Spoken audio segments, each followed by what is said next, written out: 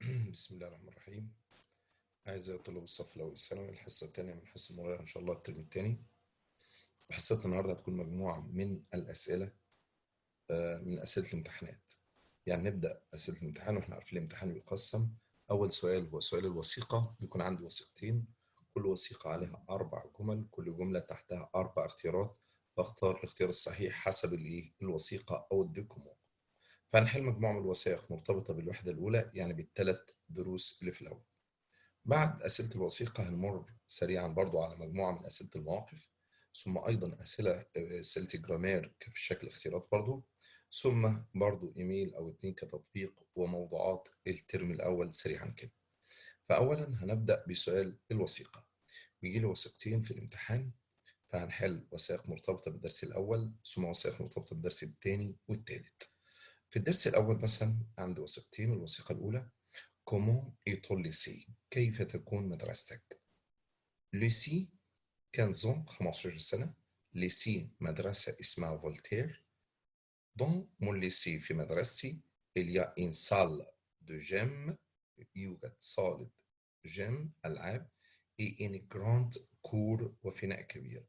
les classes ont beaucoup de place، يعني الفصول فيها كثير من الأماكن. أنطوان 16 16 سنة. ليسي مدرسة اسمها بول فالوري. مون ليسي إجران مدرسة كبيرة، إبروبر نظيفة. إليا أن سيلف إي إن بيسين، فيها سيلف مطعم وبيسين حمام سباحة. النيابات دو جيم ناز وما فيهاش صالة ألعاب. أليس 15 15 سنة إي دومي ونص. ليسي مدرسة اسمها إرني 4 الرابع. Dans mon lycée في مدرستي chaque élève est équipé، كل تلميذ مجهز d'un ordinateur بكمبيوتر بورتابل محمول، اللي هو اللابتوب يعني مثلا. les profs المدرسين sont sympas بيكونوا ظراف، et les élèves sont gentils والتلاميذ بتكون gentils يعني لطاف وظراف. 4 جمل أسئلة على الوثيقة دي. السؤال الأول: أنطوان وبيخيرني 14 14 سنة، 16 16، 15 13. لو بصينا على أنطوان جنبيها 16 سنة و16 يعني 16، إذا أختار 16. تمام، وأظلل على 6. لليسي مدرسة اللي هي بول فيري، سي ليسي مدرسة بول فيري. هي مدرسة مين من الشخصيات دي؟ أنطوان ولا لوسي ولا أنطوان إليسي ولا أليس؟ لو بصينا على المدرسة دي هي مدرسة مين؟ أنطوان، يبقى أنطوان. دول ليسي داليس في مدرسة أليس. شاك إليف كل تلميذ معه إيه حسب الوثيقة اللي قدامي كده؟ معه إيه كل تلميذ؟ مع أورديناتور كمبيوتر. Le lycée d'Antoine مدرسة أنطوان. أنطوان إيه المدرسة بتاعت أنطوان؟ الجران ولا بيتي ولا إيديال ولا سوفير؟ حسب الوثيقة أنطوان وهو بيتكلم عن مدرسته قال مون ليسي إيه الجران، مدرستي كبيرة، أختار الجران. دي بالنسبة للوثيقة مرتبطة أيضا بالدرس الأول. وثيقة تانية مرتبطة بالدرس الأول دي برضو: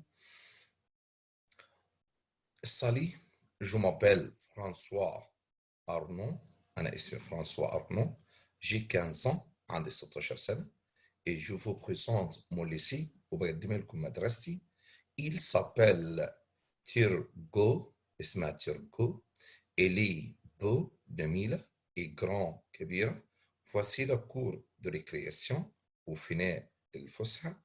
elle est petite صغير، mais il y a un terrain de sport في ملعب رياضي et très grand كبير. pour faire du foot لممارسة كرة القدم. et ici وهنا c'est le CDI المكتبة المركزية. dans le CDI il y a 20 ordinateurs، في 20 ordinateur. maintenant الآن nous allons à ma classe هنذهب لفصلي. dans ma classe il y a 40 chaises، في 40 شيز مقعد أو كرسي. un tennis سبورة ذكية. un squelette هيكل عظمي. et une carte de France وخريطة لفرنسا. et voici Louis mon copain de classe زميل الفصل اللي intelligent et sympa ظريف وذكي. أسئلة برضه على الوثيقة. Dans ce document فرانسوا présente. فرانسوا بيقدم إيه في الوثيقة دي؟ زي ما قال في السطر الأول قال جو بريزونت بقدم لكم مون ليسي. إذا فرانسوا يقدم سون ليسي يعني مدرسته سون ليسي.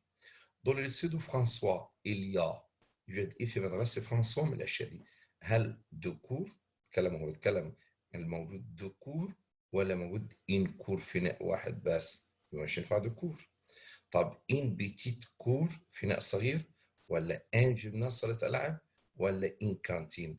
لم نذكر جيمناز ولم نذكر كانتين ولكن قلنا إيه؟ إن بيتيت كور ده لا كور اللي بيتيت صغير إن بيتيت كور. فرانسوا بو ايتيليزي من الممكن أن يستخدم الأورديناتور فين؟ تكلمنا عن الأورديناتور فين لو بصينا في الوثيقة في السطر الثالث ده. الأورديناتور موجود فين؟ دون لو سي دي إي في السي دي إي. يبقى ممكن يستخدم الأورديناتور دون لو سي دي إي. تمام. دون لا كلاس دو فرانسوا في فصل فرانسوا إن يبدو ما فيش إيه من الأشياء دي. احنا قلنا في الفصل عدينا مجموعة من الأشياء. الفصل موجود فيه كران شيز في تي ان اي التاني موجوده ونقول ان يابا. كاردو فرانس موجوده برضو كاردو فرانس. سكيلات موجود سكيلات. لكن ايضا ايه اللي لم يذكر هنا؟ جلوب تريسر. والجلوب تريسر اللي هي الكره الارضيه لم نذكرها داخل الاجزاء او الاشياء اللي داخل الفصل. دول وثيقتين يعني لخصنا فيهم اهم الاجزاء اللي داخل الدرس الاول. ايضا هنحل وثيقتين برضو كده على الدرس التاني عشان يبقى مرينا بنمر على الوثائق الدروس مع بعض كده. وثيقتين